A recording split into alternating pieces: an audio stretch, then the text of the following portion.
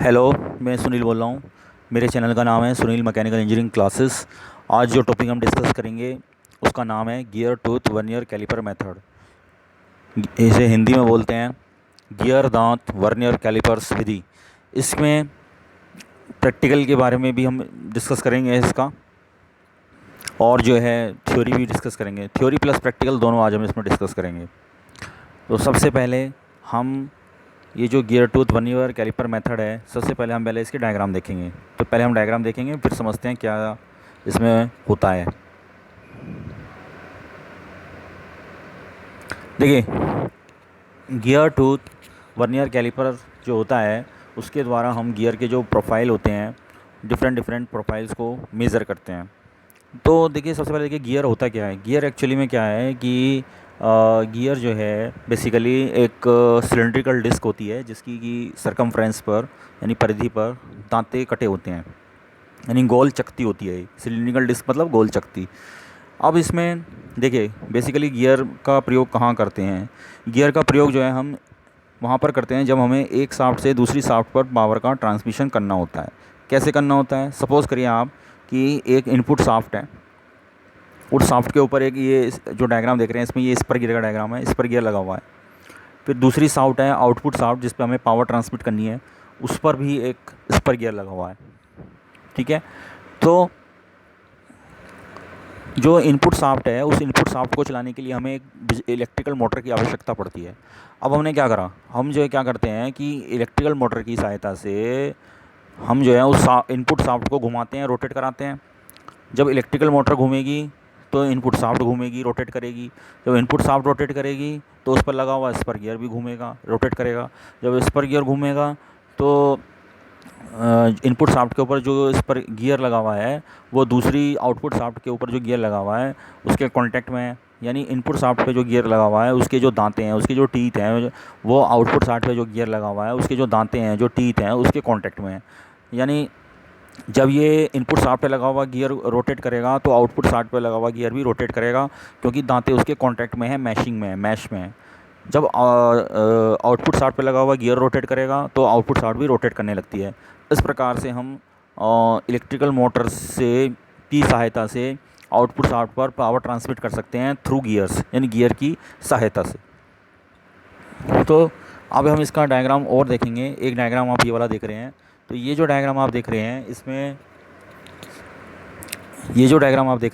ये एक छोटा गियर है, इसको पिनियन बोलते हैं। छोटे गियर को हमेशा पिनियन बोलते हैं, PINION, पिनियन। बड़े गियर ये सिंपल गियर बोलते हैं, बड़े गियर को। तो इसमें आप क्या देख रहे हैं कि ये जो पिनियन है ये मान लीजिए ये इनपुट शाफ्ट है, ये आउटपुट शाफ्ट है। यानी ये आउटपुट शाफ्ट है, ये इनपुट शाफ्ट है। इनपुट शाफ्ट के ऊपर ये पिनियन लगा हुआ है। अब ये जब पिनियन घूमेगा, ये मान लीजिए ये क्लॉकवाइज घूम रहा है, तो जो आउटपुट शाफ्ट पे गियर लगा हुआ है वो एंटी क्लॉकवाइज घूमेगा। ठीक है। तो इस तरीके से हम पावर ट्रांसमिशन कर सकते हैं एक शाफ्ट से दूसरी शाफ्ट पर। अब आप देखिए इसमें क्या होता है कि अगर नंबर ऑफ़ जो गियर्स हैं वो टोटल नंबर ऑफ़ गियर्स जो हैं वो ओड हैं, तो हमें जो direction of rotation output shaft पे मिलती है वो सेम मिलती है जो कि इनपुट शाफ्ट पे है। अगर नंबर ऑफ़ गियर्स जो हैं वो इवन है तो आउटपुट शाफ्ट की जो डायरेक्शन ऑफ रोटेशन है वो इनपुट शाफ्ट की डायरेक्शन ऑफ रोटेशन के विपरीत होगी, अपोजिट होगी। तो इस तरीके से हम नंबर ऑफ़ गियर्स का भी इसमें इम्पॉर्टेंट रोल है। तो ये जो आप देख रहे हैं इसमें हमने दो गियर्स देख रहे हैं, बीच में कुछ गियर्स और एक्स्ट्रा लगा देते हैं तो उनको इंटरमीडिएट गियर्स बोलते हैं। इंटरमीडिएट गियर का कोई कार्य नहीं है। इंटरमीडिएट गियर का कार्य केवल इतना है कि वो जो है केवल डायरेक्शन ऑफ रोटेशन को चेंज करने का कार्य करते हैं। ठीक है। फाइनल शाफ्ट पे जो हमें RPM लेने हैं वो तो हमें मिलेंगे ही, उसके अलावा डायरेक्शन ऑफ रोटेशन को क्लॉकवाइज करना है, एंटी क्लॉकवाइज करना है, तो वो हम यहाँ से कर सकते हैं। ठीक है। तो ये इसका कार्य है। और इसमें आप क्या देख रहे हैं, ये जो इस वाले डायग्राम को अब ये ध्यान से देखें तो ये जो इनपुट शाफ्ट पर जो गियर लगा हुआ है उसका जो दांता है वो आउटपुट शाफ्ट पे जो गियर लगा हुआ है उसके दांते के पूरे कांटेक्ट में नहीं रहता, थोड़ा सा गैप रहता है, उसी गैप को हम क्लियरेंस बोलते हैं। आगे बढ़ेंगे हम क्लियरेंस के बारे में।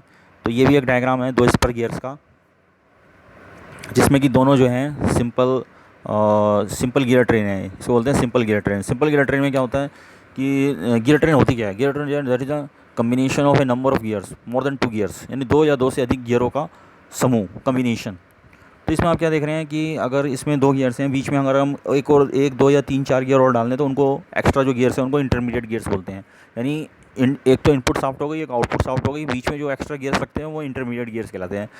अगर आपको इस सिंपल इस गियर ट्रेन को देखना है, इसको सिंपल गियर ट्रेन बोल रहे हैं, इसको आपको देखना है तो आपकी जो सेंट्रल एक मशीन होती है मशीन शॉप में, उसमें जो गियर बॉक्स होता है वहाँ पे आप देख सकते हैं। इसके अलावा गियर्स का प्रयोग ऑटोमोबाइल्स में बहुत ज़्यादा होता है गियर चेंज करने के लिए, first gear, second gear, third gear, fourth gear, bike में, टू व्हीलर्स में, फोर व्हीलर्स में, कार में, बस में, ट्रक में, सब में इसका प्रयोग होता है। तो इसके बारे में हम पढ़ेंगे, तो थोड़ा सा हम इसके बारे में ये जान लेते हैं कि क्या है, कैसे क्या होता है इसमें। फिर हम जो है इसके बारे में एक प्रोफाइल देखेंगे कि आप एक डायग्राम देख रहे हो गियर का प्रोफाइल का, और एक ये डायग्राम ये वाला देख रहे हो। तो ये जो डायग्राम आप देख रहे हो इसमें हम थोड़ा सा एक्सप्लेन कर देते हैं, सारा नहीं एक्सप्लेन करेंगे, सारे के लिए अलग से मेरा सुनील मैकेनिकल इंजीनियरिंग क्लासेस जो है यूट्यूब पे चैनल है, उस पर आप गियर प्रोफाइल के जो वेरियस एलिमेंट्स के बारे में देख सकते हैं। हम यहाँ पर जो पढ़ने जा रहे हैं केवल जो हमें ज़रूरत है। तो देखिए पिच सर्किल क्या होता है। पिच सर्किल एक काल्पनिक सर्किल होता है, इमेजिनरी सर्किल होता है, जो घूमने पर वही गति प्रदान करता है जो कि हमारा जो है वास्तविक गियर करता है। यानी अगर हम मान के चलेंगे गियर के सरकमफ्रेंस पर दांते नहीं कटे हुए हैं, परिधि पर दांते नहीं कटे हुए हैं, अगर सिंपल वो डिस्क है, तो जब वो कांटेक्ट में आएंगी तो वो सिंपल फ्रिक्शन के द्वारा एक शाफ्ट से दूसरे शाफ्ट पर पावर को ट्रांसमिट करेंगी। अब ये जो इसी को हम पिच सर्किल बोलते हैं। पिच सर्किल का जो डायमीटर होता है उसको पिच सर्किल डायमीटर बोलते हैं। अब ये जो पिच सर्किल हैं वो जिस पॉइंट पे कांटेक्ट करते हैं उसके कांटेक्ट पॉइंट को हम पिच पॉइंट बोलते हैं, ठीक है। इसी तरह से पिच सरफेस होती है, पिच सतह होती है। जो घूमने वाली रोलिंग डिस्क है उसका वह सरफेस जिसका स्थान टूथ गियर यानी दांतेदार गियर ले लेते हैं उसको हम पिच सरफेस कहते हैं। तो वृत्तीय पिच क्या होती है। अब इसमें वृत्तीय पिच को देखिए, इसमें क्या होता है, देखिए डायग्राम को आप देखिए, डायग्राम में आप इसमें क्या है कि दो दांते दिखा रखे हैं, दो टीथ दिखा रखे हैं। अगर हम मान लीजिए ये फर्स्ट दांता है और दूसरा वाला सेकंड दांता है, टीथ है। तो फर्स्ट टीथ में जो क्या है कि इसमें हम इस पॉइंट पर हम एक पॉइंट ले लें, सेकंड दांते में उसी जगह पिच सर्किल पे एक और पॉइंट ले लें, तो दोनों के बीच की जो डिस्टेंस है, उसी को हम वृत्तीय पिच बोलते हैं, सर्कुलर पिच बोलते हैं। यानी किसी गियर के पिच वृत्त की परिधि पर किसी एक दांते के किसी बिंदु से उसके बराबर वाले दांते के अनुरूप बिंदु तक की दूरी को वृत्तीय पिच, सर्कुलर पिच कहते हैं, ठीक है।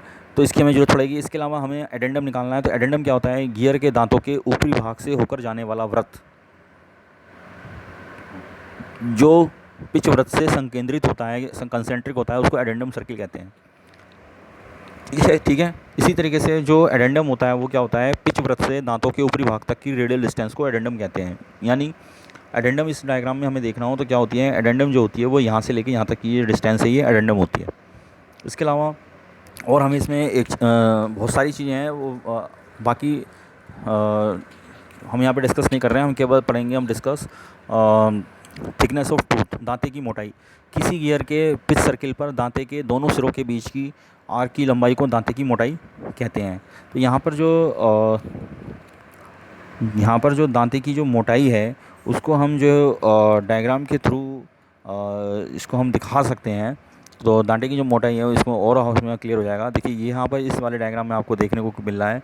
तो ये जो डिस्टेंस है यहाँ से लेकर यहाँ तक, ये पिच सर्किल के अलोंग है। तो ये जो थिकनेस है इसी को हम जो है दांते की मोटाई कहते हैं और इसी को हमें मेज़र करना है। तो इन सब चीज़ों को मेज़र करने के लिए हमें जो आवश्यकता पड़ती है इसके लिए जो इंस्ट्रूमेंट है उस इंस्ट्रूमेंट का जो है एक स्पेशल नेम है। वो जो स्पेशल नेम है उसको हम बोलते हैं गियर टूथ वर्नियर कैलिपर। तो ये जो गियर टूथ वर्नियर कैलिपर होता है इसमें एक्चुअली ये वर्नियर कैलिपर के सिद्धांत पे कार्य करता है। तो थोड़ा सा हम पहले आज जो है वर्नियर कैलिपर का देखें, वर्नियर कैलिपर का डायग्राम देखते हैं। तो वर्नियर कैलिपर का जो आप डायग्राम देखते हैं इसमें, इस डायग्राम को अगर आप ध्यान से देखें तो इसमें आप देखिए ये जो क्या है, ये मेन स्केल है, ये क्या है, ये वर्नियर स्केल है, ठीक है। तो इसमें मेन स्केल में कुछ डिवीजन्स होते हैं, वर्नियर स्केल में कुछ डिवीजन्स होते हैं। मेन स्केल के एक डिवीजन का भाग यहाँ पे 1 mm है, और वर्नियर स्केल पे जो नंबर ऑफ पार्ट्स होते हैं उनकी संख्या होती है। तो उसके द्वारा हम लीस्ट काउंट करते हैं। तो लीस्ट काउंट हम निकालेंगे, लीस्ट काउंट बराबर की क्या होती है, मुख्य पैमाने के एक भाग का मान अपॉन वर्नियर पैमाने पर बने भागों की संख्या, खानों की संख्या। तो उसके द्वारा यहाँ लीस्ट काउंट जो आ रही है उन्होंने यहाँ लिख रखी है 0.1 mm। तो इसमें हमें पहले चेक करना होता है कि वर्नियर स्केल का जीरो और मेन स्केल का जीरो दोनों एक सीध में होनी चाहिए। अगर ऐसा नहीं है तो फिर जीरो एरर होती है। उस जीरो एरर को हमें निकालना होता है। अगर वर्नियर स्केल का जीरो मेन स्केल के जीरो के राइट साइड में है तो वो पॉजिटिव जीरो एरर होगी। और अगर यदि वर्नियर स्केल का जीरो मेन स्केल के जीरो के लेफ़्ट साइड में है तो वो नेगेटिव जीरो एरर होगी। दोनों को हमें निकालना होता है।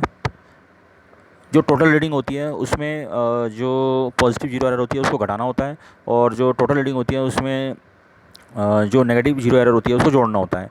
वैसे एक्चुअली में क्या है कि फाइनल जो रीडिंग आती है वो जो हमने रीडिंग निकाली होती है main scale plus vernier scale की जो टोटल रीडिंग निकाली होती है, तो फाइनल रीडिंग बराबर total reading minus zero error को माइनस करते हैं, क्योंकि पॉजिटिव एरर पॉजिटिव होती है तो इसलिए वो माइनस हो जाती है, नेगेटिव एरर माइनस साइन के साथ आती है तो इसलिए वो ऐड हो जाती है। तो पॉजिटिव एरर में क्या होता है कि ऑलरेडी कम हमने मेज़र किया होता है, तो मतलब पॉजिटिव एरर में ऑलरेडी ज़्यादा मेज़र किया होता है तो इसलिए वो माइनस करना होता है, और नेगेटिव में जो जितनी हमें डायमेंशन मेज़र करनी है उससे कम मेज़र किया हुआ था इसलिए वो प्लस होती है। फिर ये डायग्राम आप देख रहे हैं, ये भी वर्नियर कैलिपर का डायग्राम है। ये डायग्राम आप देख रहे हैं, ये इसमें मेन स्केल और वर्नियर स्केल ये सब दिखा रखे हैं। तो ये जो आपने दिखा रखा है ये मेन स्केल, ये वर्नियर स्केल का जीरो है, ये मेन स्केल का जीरो है, दोनों एक सीध में होने चाहिए, नहीं है तो जीरो एरर है। देखिए ये एक डायग्राम है, इसमें जीरो एरर का कंसेप्ट दिखा रखा है उसने। इसका इतने पोर्शन को देखें तो आप देख रहे हैं ना, मेन स्केल का जीरो, ये वर्नियर स्केल का जीरो, यहाँ पे वर्नियर स्केल का जीरो मेन स्केल के जीरो के राइट साइड में, यहाँ पॉजिटिव जीरो एरर है। ये हमने डायग्राम अभी डिस्कस किया था, ये डायग्राम हम डिस्कस कर चुके हैं। अब आएंगे हम अपने मेन डायग्राम पर। तो जो हमारा इसमें मेन डायग्राम है उसको हम देखते हैं यहाँ पर। तो जो मेन डायग्राम है उस मेन डायग्राम को अगर आप देखें तो देखिए यहाँ पे सही नहीं आ रहा तो पूरा इसको घुमा लेते हैं। तो देखिए ये जो डायग्राम है ये इसमें हमारा मेन डायग्राम है। अब इस मेन डायग्राम में इसमें आप क्या देखते हैं, कुछ नहीं है, इसमें केवल क्या है कि दो वर्नियर कैलिपर ले लिए हमने, एक को ओरिएंटल रख लिया, एक को वर्टिकल रख लिया, दोनों के बीच का एंगल 90 डिग्री हो गया। तो यही बन गया हमारा गियर टूथ वर्नियर कैलिपर बन गया। अब इसमें आप देखो क्या क्या पार्ट्स हैं। इसमें जो है एक तो स्थिर जबरा है फिक्स जो, दूसरा इसमें एक हॉरिजॉन्टल स्केल होता है, एक वर्टिकल स्केल होता है, ठीक है, यानी क्षैतिज पैमाना और एक ऊर्ध्वाधर पैमाना। एक होता है इसमें हॉरिजॉन्टल मूविंग जो, एक होता है वर्टिकल मूविंग जो, ठीक है, ये सब इसके मेन पार्ट्स हैं। ये डायग्राम आप देख रहे हो, जो लैब में इंस्ट्रूमेंट होता है वो ये वाला है, ठीक। ये है digital gear tooth vernier caliper, यानी इसमें जो हमें रीडिंग मिलेगी इसमें कोई कैलकुलेशन नहीं करनी, कोई लीस्ट काउंट वगैरह कुछ नहीं कैलकुलेट करना, और डायरेक्ट जो आंसर आता है हमारा डायरेक्ट हमें आंसर मिल जाता है। क्योंकि हमें इंडस्ट्री में जब टूल रूम में होता है तो हमें टाइम बचाना होता है, तो आजकल जो है डिजिटल वाले चल रहे हैं ज़्यादा, तो डिजिटल में हमें क्या करना होता है, डायरेक्ट हमें रीडिंग मिल जाती है, बस हमें जॉस को सेट करना होता है, डायरेक्ट हम आंसर यहाँ पर इसके डिस्प्ले पर डिजिटल फॉर्म में मिल जाता है। तो ये देख रहे हैं जैसे आप यहाँ पर मिल रहा है, ये हॉरिजॉन्टल वर्नियर कैलिपर की रीडिंग है, ये वर्टिकल वर्नियर कैलिपर की रीडिंग है। ये भी एक जो है digital gear tooth vernier caliper है। ये जो डायग्राम है ये दिखा रहा है कि किस तरीके से जो है हम जो स्पर गियर था, जो हमारा गियर था उसकी जो है गियर के दांते की मोटाई नापना है, और कब ऐसे जो है उसका एडेंडम मेज़र करना है। इसमें जो है आपको जो गियर होता है, गियर के दांते की मोटाई नाप रखी है इसने, और एडेंडम भी नाप रखा है। ये भी एक डायग्राम है। तो देखिए सबसे पहले इसमें हम क्या करना क्या होता है, सबसे पहले जो है इस वाले डायग्राम को आप देखिए। सबसे पहले जो हमें प्रोसेसिंग है इसमें क्या करना होता है, पहले हम इसके बारे में पढ़ेंगे।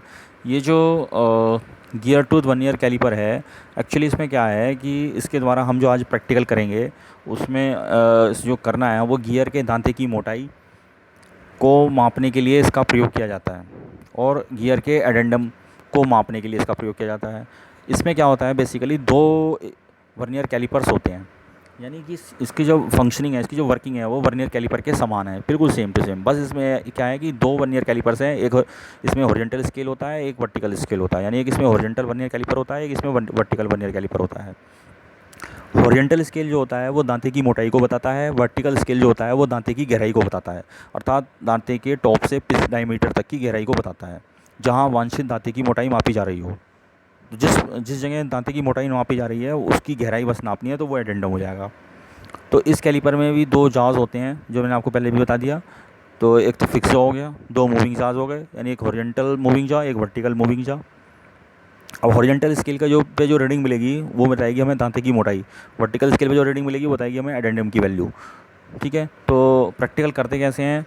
तो प्रैक्टिकल करने के लिए जो है इसकी जो स्टेप्स हैं वो क्या क्या हैं। प्रैक्टिकल करने के लिए जो है हम क्या करते हैं, इसमें क्योंकि हमें एडेंडम और टूथ की थिकनेस मेज़र करनी है, तो सबसे पहले इसमें क्या करते हैं हम, जो सबसे पहले इसमें हम क्या करते हैं कि जो हमारे पास हॉरिजॉन्टल स्केल है, यानी हॉरिजॉन्टल जो इसका पार्ट है टूथ वर्नियर कैलिपर का, जो हॉरिजॉन्टल स्केल है उस पर, यानी वो एक तरीके से हॉरिजॉन्टल वर्नियर कैलिपर है, तो उसकी पहले जीरो एरर निकालते हैं। फिर वर्टिकल जो स्केल है, यानी वर्टिकल वर्नियर कैलिपर है, उसकी जीरो एरर निकाल लेते हैं। यानी कि उसमें हम देखेंगे वर्नियर स्केल मेन स्केल दोनों को मिला के देखेंगे, तो जो जो एरर होगी चाहे पॉजिटिव हो चाहे नेगेटिव हो उसको हम निकाल लेते हैं। फिर क्या करते हैं, फिर हॉरिजॉन्टल स्केल पे रीडिंग ले लेते हैं, तो वो जो होगी वो हमारे गियर के टीथ की मोटाई को बताएगी। वर्टिकल स्केल पे जो रीडिंग होगी वो एडेंडम की वैल्यू को बताएगी। ठीक है, तो ये इसमें हमें करना होता है। तो सिंपल इसकी जो प्रोसेसिंग है और उसकी जो प्रयोग विधि है उसको हम देखते हैं। तो इस तरीके से हम इसका मान ज्ञात करते हैं।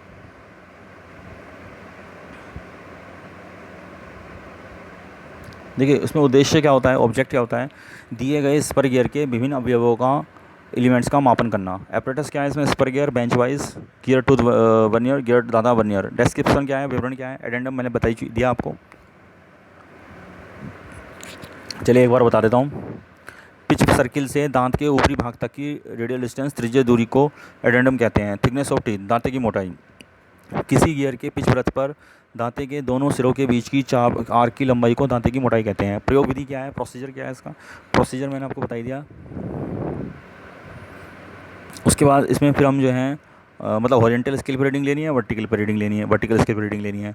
फिर जो है दांते की जो संख्या है, मतलब गियर के ऊपर जो दांतों की संख्या बनी हुई है उसको भी हम गिन लेते हैं। ठीक है, फिर स्पर गियर के साइज को हम पिच वृत्त व्यास PCD, पिच सर्किल डायमीटर से व्यक्त करते हैं। दो स्पर्श गियर्स इसी पर कांटेक्ट बनाते हैं, इसी को हम पिच सर्किल डायमीटर कहते हैं। इसको हम निकालने का फार्मूला देखिए क्या है। देखिए अगर हमें गियर का बाहरी व्यास आउटर डायमीटर पता है तो हम पिच सर्किल डायमीटर निकाल सकते हैं, that is equal to T/OD/T+2। T जो है गियर पर बने दांतों की संख्या है, तो पिच सर्किल डायमीटर D आ जाएगा हमारा आंसर mm में। तो किसी गियर के दोनों सिरों के बीच की चाप की आर्क की लंबाई को दांते की मोटाई कहते हैं। इसे स्मॉल w से व्यक्त करते हैं। तो दांते की मोटाई जो w होगी उसके लिए स्टैंडर्ड फार्मूला है d small w equal to D sine 90/t bracket में डिग्री। एडेंडम का मान निम्न सूत्र द्वारा ज्ञात कर सकते हैं। एडेंडम बराबर d/2 ब्रैकेट में 1+2/t माइनस कॉस 90 ब्रैकेट में 90/t। तो अंत में हम स्टैंडर्ड गियर टूथ की मोटाई WS का मान ज्ञात कर लेते हैं तथा गियर दांत की मोटाई में प्रतिशत त्रुटि का मान ज्ञात कर लेते हैं। इसी तरीके से एडेंडम के लिए भी प्रतिशत त्रुटि का मान ज्ञात कर लेते हैं। तो ये प्रैक्टिकल के स्टेप्स हैं। इसके लिए ऑब्जर्वेशन टेबल बनाते हैं इस तरीके से। ये जो ऑब्जर्वेशन टेबल देख रहे हैं आप, इसमें पहले है थिकनेस ऑफ टूथ, दांती की मोटाई के लिए। इसमें सीरियल नंबर हो गया, main scale reading, vernier scale reading A और B हो गई, दोनों को जोड़ेंगे तो टोटल रीडिंग आ जाएगी। ठीक है, फिर इसमें जीरो एरर होगी तो उसको प्लस या माइनस, मतलब जीरो एरर को टोटल माइनस करना होता है। अगर प्लस होगी तो वो माइनस में आ जाएगी, और जीरो नेगेटिव जीरो एरर होगी तो वो प्लस हो जाती है। तो गियर पर कुल दांतों की संख्या निकाल लेते हैं, मोटाई का मानक मान जो फार्मूला है उससे निकाल लेते हैं, फिर उसमें प्रतिशत त्रुटि निकाल लेते हैं, WS माइनस W/WS × 100। इसी तरीके से एडेंडम ऑफ टीथ के लिए, दांते के एडेंडम के लिए फार्मूला है serial number, main scale reading, vernier scale reading, total reading. तो गियर पर बने दांतों की संख्या, ठीक है, और पिच सर्कल डायमीटर, एडेंडम का स्टैंडर्ड फार्मूले से वैल्यू निकाल लेते हैं। तो फाइनल हमारे पास आंसर है ये वाला AS - A/AS × 100 एरर निकाल लेते हैं। तो इसमें जो टोटल रीडिंग निकालते हैं उसमें से जीरो एरर अगर है तो उसको माइनस कर देते हैं। अगर वो पॉजिटिव जीरो एरर होगी तो वो माइनस हो जाएगी, नेगेटिव जीरो एरर होगी तो वो ऐड हो जाएगी। तो इस तरह से हमें कैलकुलेशन करनी होती है। ये कुछ ऑब्जर्वेशन एंड कैलकुलेशन के लिए पॉइंट्स लिखे हुए हैं। तो हॉरिजॉन्टल जो वर्नियर है उसका लीस्ट काउंट, वर्टिकल वर्नियर का लीस्ट काउंट, अल्पतमांक बोलते हैं लीस्ट काउंट को हिंदी में। गियर पर बने दांतों की संख्या, गियर का बाहरी व्यास, outer diameter OD, circle diameter, addendum at. फिर वर्नियर स्केल की जो लीस्ट काउंट होती है उसके लिए फार्मूला है वर्नियर के मेन स्केल के एक खाने का मान अपॉन वर्नियर स्केल पर बने खानों की संख्या। तो हॉरिजॉन्टल वर्नियर जो है उसकी लीस्ट काउंट निकालेंगे 1/10 0.1 mm। वर्टिकल वर्नियर का लीस्ट काउंट आ जाएगा 1/20 0.05 mm। ठीक है, आप देखिए हॉरिजॉन्टल स्केल का जो जीरो एरर है वो हमने निकाला हुआ है, वो आ रहा है पॉजिटिव। तो 2 इंटू दूसरा अगर मतलब वर्नियर स्केल का उसमें जो है दूसरा खाना मेन स्केल के किसी भाग से मिल रहा है, तो 2 इंटू 0.1 यानी 0.2 mm ये पॉजिटिव जीरो एरर है हॉरिजॉन्टल स्केल के लिए। इसी तरीके से वर्टिकल स्केल के लिए जीरो एरर निकालेंगे, वो नेगेटिव आ रही है क्योंकि जो वर्नियर स्केल का जीरो है वो मेन स्केल के जीरो के लेफ्ट साइड में है। तो उसका जो मान आ रहा है वो 3 इंटू 0.05 यानी 0.15 mm। यानी इस केस में जो वर्नियर स्केल का तीसरा खाना जो है मेन स्केल के किसी भी खाने से मिल रहा है। तो इस तरीके से हम देखते हैं कि पॉजिटिव एरर को हम टोटल रीडिंग में से घटाते हैं, नेगेटिव जीरो एरर को हम जो है जोड़ते हैं। पॉजिटिव जीरो एरर में वर्नियर स्केल का जीरो मेन स्केल के जीरो के राइट साइड में होता है, और नेगेटिव जीरो एरर में वर्नियर स्केल का जीरो मेन स्केल के जीरो के लेफ्ट साइड में होता है। अब टोटल रीडिंग जो होती है, टोटल रीडिंग के लिए फार्मूला है हमारे पास ये वाला। टोटल रीडिंग के जो फार्मूला है वो मेन स्केल की रीडिंग प्लस वर्नियर स्केल की रीडिंग। तो मेन स्केल की रीडिंग प्लस वर्नियर स्केल की जो रीडिंग होती है, least count into number of divisions of vernier scale meeting with any division of main scale. यानी मुख्य पैमाने का पाठ्यांक प्लस अल्पत्वांक इनटू वर्नियर पैमाने पर बने खानों की संख्या जो मुख्य पैमाने के किसी भी खाने से मिलता हो। इसके बाद जो है हम थिकनेस ऑफ टूथ के लिए दांते की मोटाई के लिए अगली कैलकुलेशन करते हैं। तो उसके लिए दांते की मोटाई का मान हॉरिजॉन्टल वर्नियर की सहायता से ज्ञात करते हैं। हॉरिजॉन्टल वर्नियर की लीस्ट काउंट जो होती है वो 0.1 mm होती है। स्पर गियर का जो इसमें हमने कैलकुलेट की हुई है पॉजिटिव जीरो आ रही थी हॉरिजॉन्टल में। स्पर गियर का भारी व्यास ओडी 44 mm है। स्पर गियर पर बने दांतों की संख्या T20 है। तो पिच सर्कल डायमीटर हम यहाँ से निकाल लेते हैं, D = T × OD upon D+2। इस फार्मूले से हमारे पास पिच सर्कल डायमीटर आ जाता है 40 mm।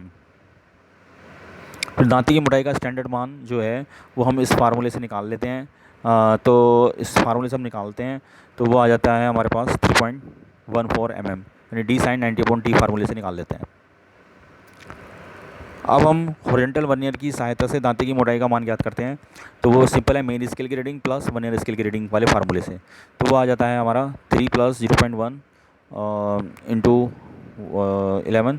तो 11 इसका आंसर आता है 3.11 mm। तो इसमें अगर जीरो एरर जो है वो पॉजिटिव जीरो एरर रहती 0.2 mm की, तो उसको माइनस कर देते हैं तो आंसर आता है हमारे पास 3.09 mm। तो वर्नियर स्केल की जो रीडिंग होती है वो least count into number of divisions of vernier scale meeting with main scale. तो गियर दांत की जो प्रतिशत त्रुटि होती है WS - W, तो उसका हम मान ऐसे निकाल लेते हैं WS - W अपॉन WS × 100। तो 3.14 - 3.09 अपॉन 3.14 × 100। टोटल आंसर हमारे पास आ जाता है 1.59%। इसी तरीके से एडेंडम ऑफ गियर टीथ निकालते हैं हम। तो एडेंडम का मान पहले हम वर्टिकल वर्नियर स्केल की सहायता से याद करते हैं। तो वर्टिकल वर्नियर स्केल की जो लीस्ट काउंट होती है वो 0.05 mm होती है। इसमें हमने जो कैलकुलेशन की हुई है ये नेगेटिव थी, तो इसलिए माइनस साइन के साथ लिखते हैं उसको। तो यहाँ पे हमारे पास जो स्पर गियर के एडेंडम का स्टैंडर्ड मान जो है वो हमारे पास आ रहा है, लीस्ट काउंट हमारे पास 0.05 mm है। फिर हम जो है इसमें जीरो एरर जो हमने कैलकुलेट की हुई थी वो नेगेटिव जीरो एरर थी, उसको माइनस साइन के साथ लिखते हैं। तो स्पर गियर के एडेंडम का स्टैंडर्ड मान हम फार्मूले की सहायता से याद करते हैं इसके द्वारा। तो A = DY2 × 1 + 2/T - cos 90/T degree. तो D जो है पिच सर्कल डायमीटर है, T = 20 है। तो एक से इस सारी वैल्यूज़ को हम रखते हैं इसमें, तो हमारे पास इसका एडेंडम का स्टैंडर्ड मान आ जाता है 2.062 mm। अब हम क्या करते हैं, अब हम वर्टिकल जो वर्नियर है उसकी सहायता से एडेंडम का मान ज्ञात करते हैं। Main scale reading plus vernier scale reading. Vernier scale की रीडिंग क्या होती है, least count into number of divisions of vernier scale meeting with main scale. तो वर्नियर का 7वां खाना मुख्य पैमाने के किसी भी भाग से मिल रहा है, तो लीस्ट काउंट से मल्टीप्लाई कर देते हैं तो आंसर आ जाता है हमारा 1.5 + 0.05 × 7। टोटल आंसर आएगा हमारा 1.85 mm। फाइनल रीडिंग जो होती है उसमें जीरो एरर, क्योंकि यहाँ नेगेटिव जीरो एरर है तो वो प्लस हो जाएगी इसमें, क्योंकि माइनस माइनस प्लस हो जाता है। तो यहाँ टोटल आंसर आ जाता है हमारे पास 2 mm।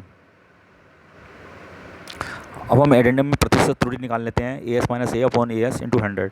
तो ये आंसर आ जाता है हमारा 2.062 - 2 अपॉन 2.062 × 100, यानी 3.01% प्रतिशत की जो है एडेंडम में प्रतिशत त्रुटि है। रिजल्ट क्या करते हैं, रिजल्ट जो है स्पर गियर के दांते की मोटाई हमारे पास 3.11 mm है। तो स्पर गियर की जो दांता है उसकी जो मोटाई आई थी हमारे पास 3 जो आई थी हमारे पास 3.11 mm आई थी। लेकिन उसमें से 0 एरर घटा देंगे इसमें से, तो वो आ जाएगी 3.09 mm। ठीक है, तो उसमें से हम इसको माइनस करेंगे 0 एरर को। स्पर गियर के दांते की मानक मोटाई 3.14 mm आ रही थी। स्पर गियर के दांते की मोटाई में प्रतिशत त्रुटि जो है वो 1.59% थी। स्पर गियर का जो एडेंडम है उसका जो मान आ रहा था जो हमें वर्टिकल स्केल की सहायता से वो 2 mm है। तो स्पर गियर के एडेंडम का मान स्टैंडर्ड वैल्यू जो आ रही थी फार्मूले से वो 2.062 mm है। तो स्पर गियर के एडेंडम में प्रतिशत त्रुटि जो आ रही है वो 3.01% है। तो ये हमारा रिजल्ट हो गया। इसके बाद प्रिकॉशन सावधानियाँ क्या क्या रखनी चाहिए। वर्नियर की 0 एरर की जांच कर लेनी चाहिए तथा यथासंभव उसी गणना में जोड़ या घटा देना चाहिए। यानी पॉजिटिव 0 एरर होगी तो घटेगा, नेगेटिव 0 एरर होगी तो वो जुड़ेगा। मापन से पहले गियर को अच्छी तरह से साफ कर लेना चाहिए। संपूर्ण मापन प्रक्रिया गियर के एक से अधिक दांतों के लिए करनी चाहिए। यानी 3 रीडिंग ले लेंगे, 3 रीडिंग का फिर एवरेज निकाल लेते हैं। मापन हमें सावधानीपूर्वक करना चाहिए।